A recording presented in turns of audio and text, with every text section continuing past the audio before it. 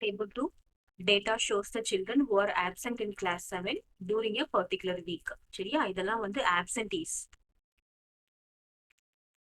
Present நினைச்சுக்க கூடாது. அவங்க எத்தனை ஸ்டூடெண்ட்ஸ் எல்லாம் டோட்டலா இருக்கு அப்படின்லாம் கொடுக்கல. அவங்க என்ன சொல்லியிருக்காங்க, இதெல்லாம் absentees. இதுல பாத்தீங்கன்னா எத்தனை absentees இருக்காங்க அப்படின்னு பார்த்தோம்னா, மண்டே ஒரு figure, one figure represent 5 children. அப்போ இதுல 3 ஃபிகர் இருக்கிறதுனால மண்டே எவ்வளவு absentees? 15 people. Tuesday 10. Wednesday 0 absentees, யாருமே ஆப்சென்ட் இல்ல. தேர்ஸ்டே பாத்தீங்கன்னா ஒரே ஒரு ஃபிகர் இருக்கு, ஸோ 5 ஆப்சன்டீஸ். ஃப்ரைடே பாத்தீங்கன்னா அகைன் 15 ஆப்சன்டீஸ். ஓகேவா, முதல்ல இதை நம்ம போட்டுட்டோம். இப்போ first question, find the day with minimum number of absentees. அதாவது ஆப்சன்டீஸே இல்லைன்னு கேட்கல, மினிமம் கம்மியா எத்தனை பேர் வந்து என்னைக்கு ஆப்சென்ட் ஆயிருக்காங்க அப்படின்னு பார்த்தோம்னா தேர்ஸ்டே. தேர்ஸ்டே தான் நான் 15, 10, 5, 15.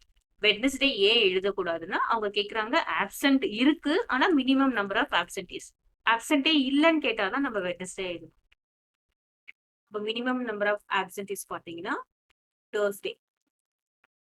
ஓகேவா, mention the day with 10 absentees. 10 என்னைக்கு அப்படின்னு பார்த்தீங்கன்னா it is on Tuesday.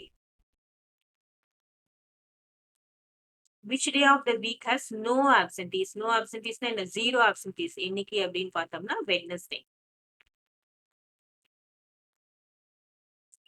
Find the day on which maximum number of children were absent. அப்போ பார்த்தீங்கன்னா 2 நாள், மண்டேவும் மேக்ஸிமம் ஆப்சென்ட், ஃப்ரைடேவும் மேக்ஸிமம் ஆப்சென்ட். அப்போ நமக்கு என்ன 2 ஆன்சர், மண்டே அண்ட் ஃப்ரைடே.